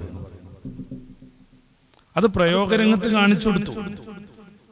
ഒരു കയ്യിൽ തന്റെ ഒരു കാലിൽ മഹാനായ ഉസാമത്ത് ബിൻ സെയ്ദ് ബിനുൽ ഹാരിസയെ അല്ലാഹുവിന്റെ റസൂൽ കളിപ്പിക്കുന്നു. മറുകൈയിൽ സ്വർണവർണ്ണമുള്ള തന്റെ പൗത്രൻ ഹസൻ റളിയല്ലാഹു അൻഹുവിനെ, ഹുസൈൻ റളിയല്ലാഹു അൻഹുവിനെയൊക്കെ അല്ലാഹുവിന്റെ റസൂൽ ഒരു കളിപ്പിക്കുന്നു. ഒന്ന് നേരാവണ്ണം മുഖത്ത് നോക്കിയാൽ രാത്രി, ഒന്ന് നട്ടുച്ചയും. ഇതൊന്നും അവർക്ക് ഉൾക്കൊള്ളാൻ പറ്റൂലായിരുന്നു. മുത്തറസൂലിന്റെ ചില ഭാര്യമാരനെ അതേക്കുറിച്ച് ചോദിക്കുന്നുണ്ട്. കാര്യം അവരും ജീവിച്ചു വളർന്നത് ആ ജാഹിലിയത്തിലാണ്. അത് തിരുത്താൻ വേണ്ടി അവിടുന്ന് അത്രമേൽ അധ്വാനിച്ചു. തിരുത്തിയെന്ന് മാത്രല്ല, ഈ നീഗ്രോ വംശജനാവുന്ന ബിലാൽ ബിൻ റബാഹ് കടന്നു വരുമ്പോ അവരെല്ലാവരും സയ്യിദുനാ ബിലാൽ എന്ന് പറയാൻ മാത്രം ഉയർന്നു. സയ്യിദുനാ ബിലാൽ. അബൂബക്കർ സിദ്ദീഖ് തങ്ങളെ കുറിച്ച് സഹാബ കിറാം നടത്തുന്ന നിത്യമായൊരു പ്രയോഗമുണ്ട്. അബൂബക്കറുൻ സയ്യിദുനാ വഅതക സയ്യിദനാ. അബൂബക്കർ ഞങ്ങളുടെ നേതാവാണ്, ഞങ്ങളുടെ പൊന്നു നേതാവാകുന്ന ബിലാൽ ബിൻ റബാഹിനെ മോചിപ്പിച്ചയാളുമാണ്. അബൂബക്കറുൻ സയ്യിദുനാ, അബൂബക്കർ ഞങ്ങളുടെ നേതാവാണ്. വഅതക സയ്യിദനാ, ഞങ്ങളുടെ സയ്യിദ്, ഞങ്ങളുടെ നേതാവ്, ഞങ്ങളുടെ മറ്റൊരു നേതാവിനെ അടിമത്വത്തിൽ നിന്ന് സ്വാതന്ത്ര്യത്തിന്റെ ലോകത്തേക്ക് കൊണ്ടുവന്നയാളും അബൂബക്കർ സിദ്ദീഖ് തങ്ങളാണ്. വഅതക ബിലാൽ എന്ന് പറഞ്ഞാൽ മതിയല്ലോ, പക്ഷെ അവർക്കത് പറയാൻ കഴിയണില്ല. വഅതക സയ്യിദനാ. അല്ലാഹുവിന്റെ റസൂൽ സല്ലല്ലാഹു അലൈഹി വസല്ലം തങ്ങൾ ഇങ്ങനെയൊക്കെ സംഭവിച്ചപ്പോ, ഉന്നത കുലജാതം പോയപ്പോ നല്ല മനുഷ്യൻ, നല്ല വർണ്ണമുള്ളയാൾ എന്ന രീതിയിൽ വിശദീകരിച്ചു കൊടുത്ത സഹാബിയോട്, അപ്രകാരം തന്നെ പാവപ്പെട്ട ഒരു മനുഷ്യൻ പോയപ്പോ അയാൾ ആരും സ്വീകരിക്കൂല, അയാൾ ശുപാർശ ചെയ്താൽ ആരും അംഗീകരിക്കൂല, അയാൾ കല്യാണാലോചന നടത്തിയാൽ ആരും പെണ്ണെടുക്കൂല എന്നൊക്കെ പറഞ്ഞപ്പോ അല്ലാഹുവിന്റെ റസൂൽ സല്ലല്ലാഹു അലൈഹി വസല്ലം തങ്ങൾ പറഞ്ഞു. ഒന്നുകൂടെ പറയേണ്ട മറ്റേ ആൾ അദ്ദേഹം എന്തേലും പറഞ്ഞാൽ സ്വീകരിക്കാൻ ആളുണ്ടാവില്ല. ഇതും കൂടി കേട്ടപ്പോ സല്ലല്ലാഹു അലൈഹി വസല്ലം തങ്ങൾ പറഞ്ഞു, ഹാദാ ഖൈറും മിൽ അർളി മിസ്ല ഹാദാ.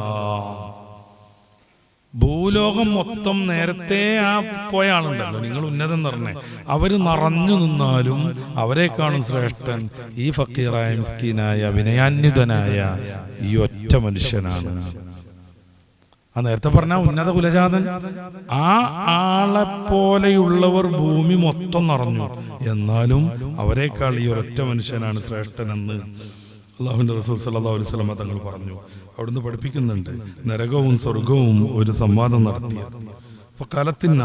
നരകം പറഞ്ഞു, ഫിയൽ ജബ്ബാറൂൻ വൽ മുതകബ്ബിറൂൻ, എന്നിലാണ് വലിയ വലിയ നേതാക്കൾ, വലിയ വലിയ അഹങ്കാരികൾ, വലിയ വലിയ സ്വേച്ഛാധിപതികൾ, ജബ്ബാരികൾ.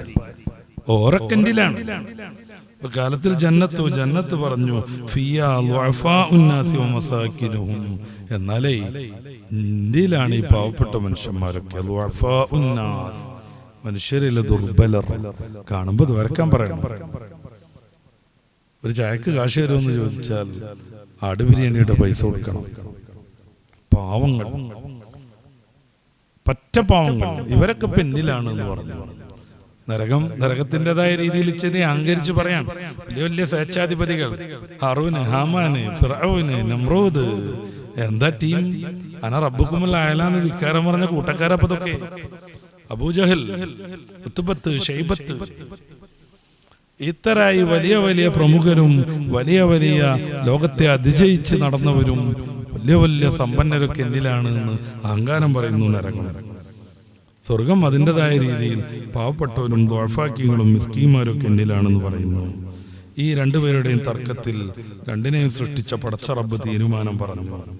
ഫഖലല്ലാഹു ബൈനഹുമാ ഇന്നകിൽ ജന്നത്തു റഹ്മതി അർഹമു ബിഹി മൻ നശാ. സ്വർഗമേ, നീ എൻ്റെ കാരുണ്യമാണ്, നിന്നെക്കൊണ്ട് ഞാൻ ഉദ്ദേശിക്കുന്ന ആളുകൾക്ക് കാരുണ്യം കൊടുക്കും. പാവപ്പെട്ടവർക്കും മിസ്കീന്മാർക്കും സാത്വിക ജീവിതം നയിച്ചു, നല്ല ബുദ്ധി ഉണ്ടായിട്ടും ആരെയും പറ്റിക്കാത്തവർക്കും, നല്ല ആരോഗ്യം ഉണ്ടായിട്ടും അയൽവാസിയെ ഉപദ്രവിക്കാത്തവർക്കും. വേണമെങ്കിൽ ഭാര്യനെ ദിവസം 4-5 പ്രാവശ്യം തല്ലൊക്കെ ചെയ്യായിരുന്നു. പക്ഷേ 10-50 വർഷം ഒന്നിച്ച് ജീവിച്ചിട്ട് ഒന്ന് പിച്ചുക പോലും ചെയ്യാത്തയാൾക്കും അങ്ങാടി തോറ്റിന് ഭാര്യയോട് അമ്മയോട് അങ്ങനൊക്കെ ഒരു രീതി ഉണ്ടല്ലോ.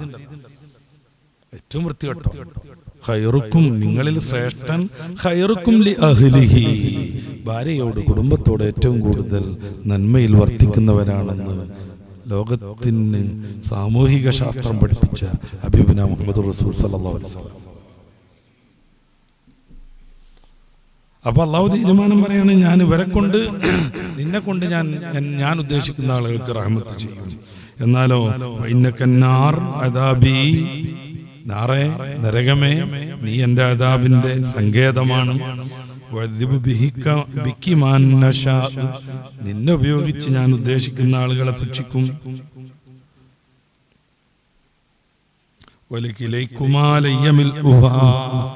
നിങ്ങൾക്ക് രണ്ടുപേർക്കും നിറച്ച് ഞാൻ തരും. ആവശ്യമുള്ള ടീമിന് രണ്ടുപേർക്കും അങ്ങോട്ട് പോകാൻ യോഗ്യതയുള്ളവരെ നിറച്ച് നരകത്തിന് തരും, സ്വർഗത്തിന് അതിലേക്ക് പോകാനുള്ളവരെയും നിറച്ചു തരും. ഖുർആനത് പറയുന്നുണ്ടല്ലേ.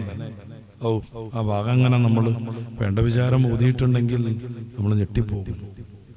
നരകം പിന്നെ ചോദിക്കും അത്ര ഹൽമിൻ മസീദ്. കുറെ ആളിട്ട് കൊടുക്കുമ്പോൾ, കണ്ടെയ്നറിൽ തട്ടിക്കൊടുക്കുമ്പോൾ, എല്ലാ പോക്കിരിമാരെയും അങ്ങോട്ട് സമർപ്പിക്കുമ്പോൾ പോരേന്ന് ചോദിക്കും അല്ലാഹു അലിം തല എത്തി. ഖുർആൻ അങ്ങനെ പറയുന്നുണ്ട്. പോരെ, നിറഞ്ഞില്ലേ, മതിയായില്ലേ എന്ന് അള്ളാഹു നരകത്തോട് ചോദിക്കുമ്പോ കലത്ത് നരകം പറയും ഹൽമിൻ മസീദ്, ഇനിയുണ്ടോ ഇനിയുണ്ടോ ഇനിയുണ്ടോ എന്ന് ചോദിക്കും. ഇബ്ലീസ് ധിക്കാരം പറയുന്ന സമയത്ത് സൂറത്ത് സ്വാദിന്റെ അവസാന ഭാഗത്തല്ലേ, അല്ലാഹി വൽ ഹഖ വൽ ഹഖ അഖൂൽ വൽ ഹഖ വൽ ഹഖ അഖൂൽ, സത്യം സത്യമായി ഞാൻ പറയട്ടെ, ലംല അന്ന ജഹന്നമ മിൻക, നിന്നെ കൊണ്ടും വമിമ്മൻ തബിഅക മിൻഹും അജ്മഈൻ, നിന്നെ പിന്തുടർന്നവരെ കൊണ്ടും നരകം ഞാൻ നിറച്ചു കളയും എന്ന് അല്ലാഹു പറയുന്നുണ്ട്. ആലോചിച്ചു നോക്കുങ്ങള്, നിന്നെ കൊണ്ട് നിന്നെ പിന്തുടർന്നവരെ കൊണ്ട്. സുഹൃത്ത് സ്വാദിന്റെ ആ ഭാഗം നമ്മളൊന്ന് മനസ്സ് വെച്ച് ഓതി വെക്കുക, കൽബ് പൊട്ടിപ്പോവും. ലംല അന്ന ജഹന്നം. ഖുർആനിൽ വേറെ സ്ഥലത്ത് അങ്ങനെ പ്രയോഗം ഉണ്ടോ നിന്റെ ഓർമ്മയിലില്ലേ? വൽ ഹഖ് വൽ ഹഖ അഖൂൽ, സത്യം സത്യമായി ഞാൻ പറയുന്നു. എന്താ സംഭവിക്കാൻ പോണേ?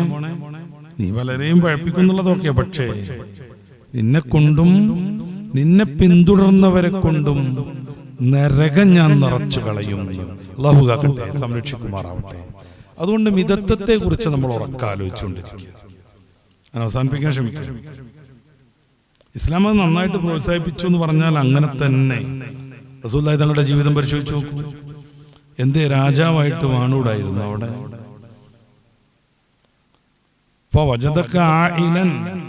താങ്കൾ ദരിദ്രനായിരുന്നു. ഖദീജാബിയുടെ സമ്പത്ത് കൊണ്ട് അങ്ങയെ നാം ഐശ്വര്യവാനാക്കി. അതിനുശേഷം അല്ലാഹുവിന്റെ റസൂലിന്റെ ജീവിതം പളപളാപ്പളപ്പായിരുന്നു. മൊത്തം കൊടുത്തു തീർത്തു പരിശുദ്ധ ദീനിനു വേണ്ടി, പാവപ്പെട്ടവർക്ക് വേണ്ടി മൊത്തം കൊടുത്തു തീർത്തു. ഒരു ദിവസം നിസ്കാരം കഴിഞ്ഞ് ഉടനെ അബീബായ നബിതങ്ങൾ ഇറങ്ങിപ്പോയി. സാബത്തിന് ബേജാറായി. സാധാരണഗതിയിലുള്ള ദുആയിൽ ദിക്റുകളില്ല, എല്ലാവരോടും ഉപദേശമല്ല, ഒരു ബേജാറ് പോലെ ഇറങ്ങിപ്പോയി. പിന്നീട് സുസ്മേരവദനായി പതിവ് രീതിയിൽ മുത്ത് റസൂൽ കടന്നു വന്നു. അവർ ചോദിച്ചു, എന്തെന്ന്?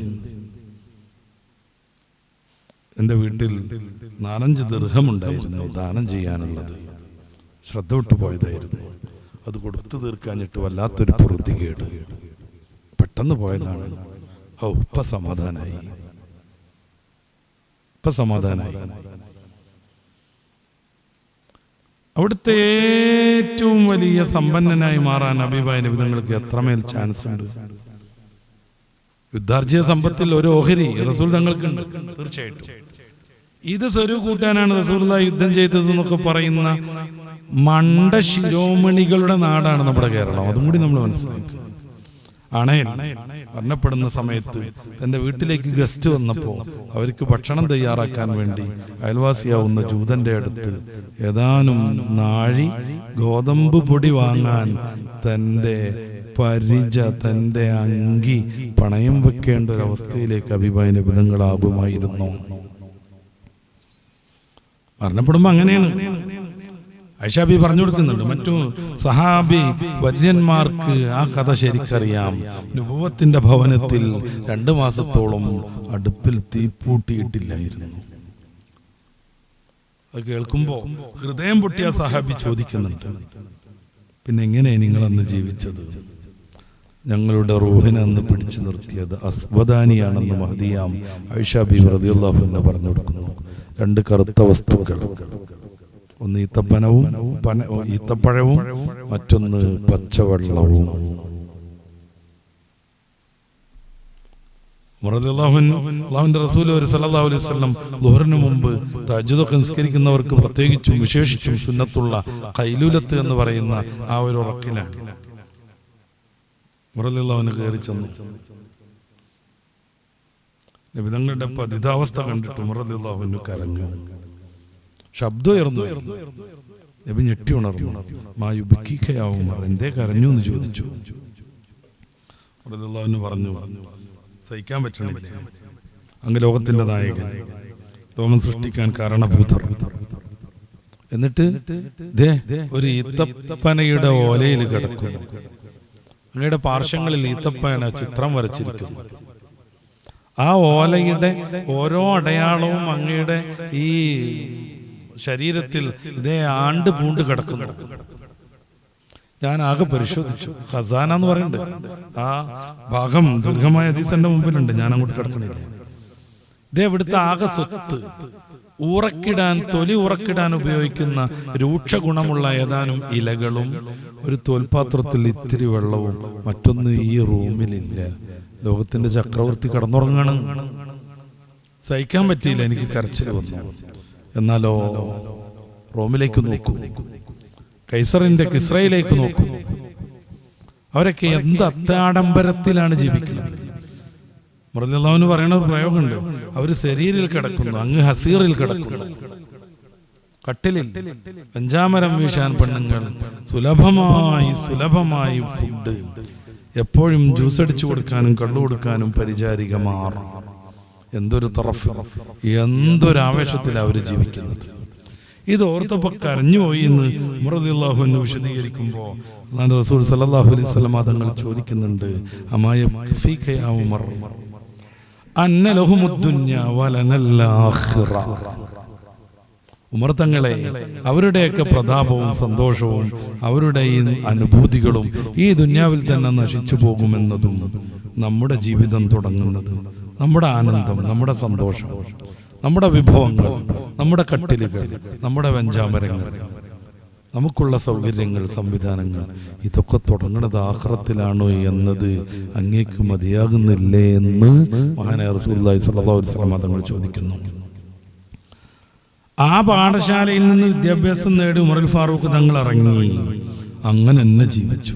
ഒരു ഈത്തപ്പനയുടെ കുഞ്ഞു നേലിൽ മണല് കപ്പ നിർമ്മിക്കാൻ വേണ്ടി തറയുണ്ടാക്കുന്നത് പോലെ കൂട്ടിയിട്ട് അതിന്റെ മുകൾ ഭാഗം ഒന്നുകൊണ്ട് ഞെക്കിപ്പരത്തി അതുമ്മ തല വെച്ച് ഉമറുൽ ഫാറൂഖ് തങ്ങൾ മനോഹരമായി ഉറങ്ങി. ചരിത്രത്തിന്റെ ഇങ്ങേ തലക്കൽ വരെ നമുക്കത് കാണുന്നു. ആവശ്യത്തിന് ഭൗതികമായ കാര്യങ്ങൾ അനുഭവിക്കാം, അഹങ്കാരത്തിനാവരുത്. എന്തുകൊണ്ടെന്നാൽ ഈ തബ്ദീർ നടത്തുന്ന ആളുകളെ അല്ലാഹു ഇഷ്ടപ്പെടൂല. ഇന്നൽ മുബദ്ദിരീന കാനൂ ഇഖ്വാന ശയാത്തീൻ. അമിതവ്യയം ചെയ്യുന്ന ആളുകൾ ശൈത്താന്മാരുടെ കൂട്ടുകാരാണെന്നാണ് ഖുർആന്റെ പ്രയോഗം. നേരത്തെ സൂചിപ്പിച്ചതുപോലെ ഖനാഅത്ത്, ഉള്ളതുകൊണ്ട് തൃപ്തിപ്പെടും, സുഹദ്, പരിത്യാഗം, ഇത് വിശ്വാസിയുടെ ജീവിതത്തിൽ എപ്പോഴും വേണം. സുഹദ് എന്നൊക്കെ പറഞ്ഞാൽ സമ്പൂർണമായി ദുന്യാവിനെ ഒഴിവാക്കലല്ലെന്ന് നമ്മൾ പ്രത്യേകം മനസ്സിലാക്കണം. ഔലിയാക്കളുടെ കൈപുസ്തകമാവുന്ന അദിക്കിയയിൽ സുഹദ് വിശദീകരിച്ചുകൊണ്ട് മഹാനായ സൈനുദ്ദീൻ മഖ്ദൂം തങ്ങൾ പറയുന്നത്, വസ്ഹദ് വദാ ഫഖ്ദുൻ അലാഖത ഖൽബിക ലിൽ മാലി ലാ ഫഖ്ദും ലഹു തഖു അഖല. നീ പരിത്യാഗിയാവണം. ഈ പരിത്യാഗം എന്ന് പറഞ്ഞാൽ എന്താണ്? സമ്പത്തിനോടുള്ള അമിതമായ ബന്ധം, ഇച്ഛ, അലച്ച, ദുന്യാവിനോടുള്ള അമിതമായ താല്പര്യം. 10-20 വയസ്സായി, എന്നാലും മൂപ്പര് പുതിയൊരു ബിസിനസ് എങ്ങനെ തുടങ്ങാന്നുള്ളതിനെ പറ്റി ആലോചിച്ചുകൊണ്ടിരിക്കുകയാണ്. അയിമക്കൂടാണ്. ഒരു ദലാൽ ഖൈറത്ത് ചെല്ലാൻ പറ്റുന്നില്ല. ളുഹർ പോലെയുള്ള ഫർദ് നിസ്കാരങ്ങളുടെ അനുബന്ധ നിസ്കാരങ്ങൾക്ക് ഒഴിവിട്ടണില്ല. ഹദ്ദാദ് ചെല്ലാൻ കഴിയണില്ല. മൂപ്പരാൾ പുതിയ ബിസിനസിനെ പറ്റി ആലോചിച്ചുകൊണ്ടിരിക്കുകയാണ്. അതിനു വേണ്ടി ഓടിപ്പാഞ്ഞുകൊണ്ടിരിക്കുകയാണ്. അതിൻ്റെ നിലന്ന് കത്താനുണ്ട്, അതിൻ്റെ വസ്തുവിൻ്റെ രൂപം മാറ്റാനുണ്ട്, അതിൻ്റെ ഓഫീസ് വർക്കുകൾ കഴിഞ്ഞിട്ടില്ല. അതിനൊക്കെ ഓടി നടന്നുകൊണ്ടിരിക്കുകയാണ്. ഈ ഓട്ടത്തിനിടയ്ക്ക് എപ്പോഴെങ്കിലും അസ്റായീലെത്തും, റൂഹുമായി പോകും. അതുകൊണ്ടാണ് ലാ ഫഖ്ദുല്ലഹു, ദുന്യാവിനെ പറ്റി ഇല്ലാതാക്കുക എന്നുള്ളതല്ല, അതിനോടുള്ള അമിതമായ അലച്ചയും അമിതമായ താല്പര്യങ്ങളും അതിനുവേണ്ടിയുള്ള ജീവിതവും ഇല്ലാതാക്കുക എന്നാണ്. തെക്കു അഴക്കല. ഇങ്ങനെ നീ ജീവിക്കുകയാണെങ്കിൽ നീ ബുദ്ധിമാനായിരിക്കും. ആലോചിക്കും നിങ്ങൾ, എപ്പോഴും മരിച്ചു പോകണ്ട ഈ ഒരു ജീവിതത്തിൽ നമ്മൾ മുഴുവൻ ടൈം അത് സ്വരൂ കൂട്ടാൻ വേണ്ടി ജീവിക്കുകയാണെങ്കിൽ പൊട്ടനായില്ലേ, പോഴത്തക്കാരനായില്ലേ, മന്ദബുദ്ധിയായില്ലേ. എന്നാൽ ആവശ്യത്തിനൊക്കെ അത് വേണം. അതോടൊപ്പം ആഖിറത്തിലേക്കുള്ള നല്ലൊരു സമ്പാദ്യം സ്വരൂ കൂട്ടാൻ പറ്റണം. എല്ലാ ദിവസവും ഓതിയ ജുസ് നമുക്ക് സാക്ഷി പറയാൻ വരണം. മാസം തീരുമ്പോഴേക്ക് അല്ലെങ്കിൽ 40 ദിവസം ആകുമ്പോഴേക്ക് ഖുർആൻ ഖത്തം തീർന്നത് പരലോകത്ത് വെളിച്ചമായി സുറാത്തിൽ ശുപാർശകനായി കൈപ്പിടിക്കുന്ന ആളായിട്ട് നമ്മുടെ അടുത്തെത്തണം. അങ്ങനെ വരുമ്പം മിതത്വത്തിന്റെ ആളാകും. ഇതിനപ്പുറം അത്യാവേശത്തിലേക്ക് കടന്നാൽ അതൊരൊറ്റ പൊട്ടിൽ ചിലപ്പോൾ തീർന്നു എന്ന് വരും. അനുഭവങ്ങൾ നിരവധിയുണ്ട് നമ്മുടെ മുമ്പിൽ. ലണ്ടനിലൂടെ വേഷപ്രച്ഛന്നനായി നടക്കുകയാണ്, ഒളിച്ചു നടക്കുകയാണ് ഇന്ത്യയിലെ 1-ാം കിട മുതലാളിയായിരുന്ന ഒരു മനുഷ്യൻ. ഭൂന്നറിഞ്ഞ് പൊട്ടി അങ്ങോട്ട് തീർന്നു. അങ്ങനെ എത്ര ആളുകൾ. ഹാമാൻ എവിടെ പോയി? ഖാറൂൻ എവിടെ പോയി? ഖാറൂന്റെ ഗോഡൌണുകളുടെ ചാവി ചുമക്കാൻ 70ഓളം ഒട്ടകം ഉണ്ടായിരുന്നു. ഗോഡൌണിലെ വസ്തുക്കൾ ചുമക്കാനല്ലേ, ഗോഡൌണിന്റെ ചാവികൾ ചുമക്കാൻ. അപ്പൊ എത്ര ഉണ്ടാവും ഗോഡൌൺ? അതിൽ വസ്തുക്കൾ എത്രയായിരിക്കും? എന്ത് ബടാ മുതലാളിയായിരിക്കും. എവിടെ? സ്വർഗം ഉണ്ടാക്കി തൗറാത്തിൽ നിന്ന് വായിച്ചിട്ട്. ആ സ്വർഗത്തിന്റെ ഉദ്ഘാടനത്തിലേക്ക് കാലെടുത്ത് വെക്കുമ്പോ അസ്രായേലിനോട് റബ്ബ് കൽപ്പിച്ചു, ആ കാല് നിലത്ത് വെക്കരുത്. ടിം മലന്നടിച്ച് പറകിലേക്ക് വീണു. ചില സൂഫി ചരിത്രത്തിലൊക്കെ കാണാം അസ്രായേൽ അലൈഹി സ്വലാമിന് സങ്കടം തോന്നിയ 4 മരണങ്ങൾ. അതിൽപ്പെട്ട ഒന്ന് ഇതാണ്. അസ്രായേലിന് സങ്കടം. എന്തേ കാര്യം? അത്രക്ക് പൊന്നാരിച്ച് സ്വർഗം നിർമ്മിച്ചിരിക്കുക. പാലിന്റെ പുഴയുണ്ട്, തേനിന്റെ പുഴയുണ്ട്, പഴങ്ങളുണ്ട്, പല ജാതി സംഭവമുണ്ട്.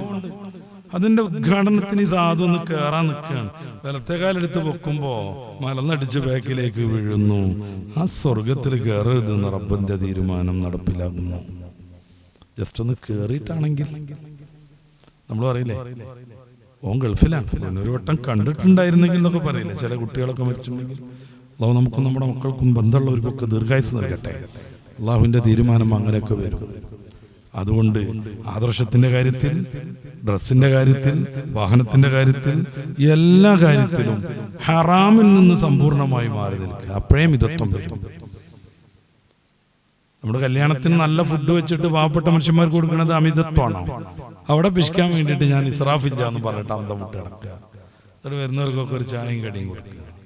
അതല്ല മിതത്വം എന്ന് പറഞ്ഞത്. ഹറാമല്ലാത്തതിൽ എത്ര ചെലവഴിക്കുന്നതും മിതത്വത്തിന്റെ ഭാഗമാണ്. പക്ഷേ അതൊരു അഹങ്കാരത്തിന്റെ തലത്തിലേക്ക് വരാൻ പാടില്ല. പാവപ്പെട്ട മനുഷ്യന്മാരൊന്നും കല്യാണത്തിന് വിളിക്കൂല. അവരെ വിളിക്കുകയാണെങ്കിൽ ആ ഒരു ബ്രോയിലർ കോഴിയുടെ ഒരു മഞ്ഞച്ചോറുണ്ട് കുറച്ച് അപ്പുറത്ത്, അതിലേക്ക് ഇരുത്തും. നേരം വെച്ച് അയാളുടെ പ്രമുഖരായ ആളുകൾ വരും, ഉന്നത രാഷ്ട്രീയക്കാര്, വലിയ ഉദ്യോഗസ്ഥന്മാര്, അല്ലെങ്കിൽ ഇയാളുടെ പാർട്ട്നേഴ്സിന്റെ മക്കൾ. അവർക്കൊക്കെ സ്പെഷ്യൽ സ്ഥലത്ത് വിവിധങ്ങളായ ഫുഡുകൾ. ആ കല്യാണത്തിൽ പങ്കെടുക്കണ ഓരോ നിമിഷം പോലും അറിയാൻ പറ്റും. അപ്പോ മിതത്വമാണ് മതത്തിന്റെ സൗന്ദര്യം. സംബന്ധമായി സയന്റിഫിക്കായ കുറെ കാര്യങ്ങൾ പറയാനുണ്ട്. മിതത്വത്തിലേക്ക് എല്ലാവരും പോയാൽ പ്രകൃതി രക്ഷപ്പെടും. ഇപ്പൊ സ്ത്രീകളെ കുറിച്ചൊക്കെ ഒരു പരാമർശം നമ്മൾ സാധാരണ കേൾക്കലില്ലേ? അവർക്ക് ആണുങ്ങൾക്കും പുതിയ കുട്ടികൾക്കും ഒക്കെ അങ്ങനെ തന്നെ ആയിട്ട് ഏകദേശം. പക്ഷെ സ്ത്രീകളെ കുറിച്ചാണ് ആ പരാമർശം കേൾക്കുക. ലോകത്തുള്ള എല്ലാ സ്ത്രീകൾക്കും 2 പ്രശ്നമുള്ളത്. ഒന്ന്, അത്യാവശ്യത്തിന് ഡ്രസ്സില്ലാന്ന്. രണ്ടാമത്തത്, ഉള്ള ഡ്രസ്സ് മടക്കി വെക്കാൻ വീട്ടിൽ സ്ഥലമില്ല എന്നുള്ളത്. ഇതാണ് ഓലെ ബാധിക്കുന്ന ഏറ്റവും പ്രധാനപ്പെട്ട 2 പ്രശ്നം. അപ്പൊ എല്ലാത്തിലും മിതത്വം, അത്യാവേശത്തിൽ നിന്ന് മാറിയിട്ട് മിതത്വത്തിലേക്ക് പോവുക. ഞാൻ നേരത്തെ പറഞ്ഞതുപോലെ രാഷ്ട്രീയക്കാർ മിതത്തിലാവുക, മത പ്രചാരണക്കാർ, പ്രബോധകന്മാർ, പ്രഭാഷകന്മാർ മിതത്തിൽ മാത്രം സംസാരിച്ചുകൊണ്ടിരിക്കുക. വിദ്യാർത്ഥിയും അധ്യാപകരും മിതത്തിൽ സമീപനം നടത്തുക. അത്യാവശ്യത്തിലേക്ക് നമ്മുടെ കാര്യങ്ങളെ കൊണ്ടുപോകാതിരിക്കുക. എങ്കിൽ ദുനിയാവിലും ആഖിറത്തിലും നമുക്ക് വിജയിക്കാൻ പറ്റും. ആ തലത്തിലേക്ക് പടച്ച റബ്ബ് നമ്മെ എത്തിക്കുമാറാവട്ടെ. നമ്മുടെ ഈ സംഗമം അവൻ കബൂലാക്കട്ടെ. നമ്മിൽ നിന്നും അഭാഗങ്ങളൊക്കെ പടച്ച റബ്ബ് വിട്ടുപുറത്ത് മാപ്പാക്കട്ടെ. റബ്ബനാ ആതിനാ ഫിദ്ദുനിയാ ഹസന വഫിൽ ആഖിറതി ഹസനത്തും വഖിനാ അദാബന്നാർ. ആമീൻ ബിറഹ്മതിക യാ അർഹമർ റഹീമീൻ. അസ്സലാമു അലൈക്കും വറഹ്മത്തുള്ളാഹി.